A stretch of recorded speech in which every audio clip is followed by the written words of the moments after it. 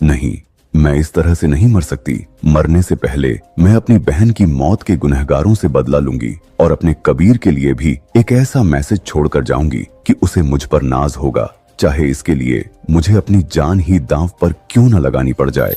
जंजीरों से बंदी रावी ने अपनी जिंदगी का यह फैसला लिया ही था कि तभी अगले ही पल उन दलालों में से एक राहील बेसमेंट में दाखिल हुआ, जहां रोशनी के नाम पर सिर्फ एक दूधिया रोशनी दे रहा लट्टू लटका हुआ था। वो रावी पर किसी चीज का दबाव बनाता, इससे पहले ही मौका पाकर रावी ने उस पर हमला कर दिया। उसे पिस्तौल छीनी और अपनी पूरी ताकत से उससे लड़ने लगी और दोनों के बीच एक घमासान युद्ध हुआ। कभी राहिल रावी पर हावी होता तो कभी रावी राहिल पर, लेकिन फिर उसे बुरी तरह से जख्मी करने के बाद एक गोली उसके पैरों पर मारते हुए पिस्तौल उसकी कनपट्टी पर लगा दी।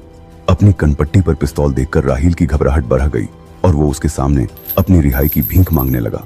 तब रावी ने उसे उसकी रिहाई के बदले उससे उन 4 लड़कियों का ठिकाना जानना चाहा, जिसे उन लोगों ने कहीं खुफिया जगह पर कैद करके रखा हुआ था। इस पर राहिल ने भी रावी के सामने अपनी एक शर्त रखी।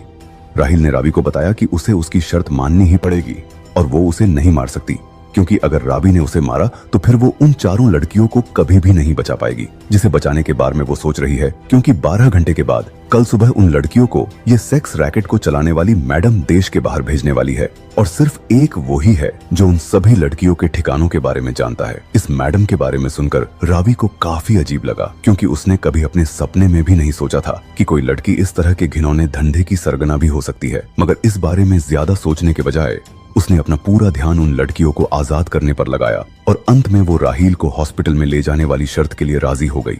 मगर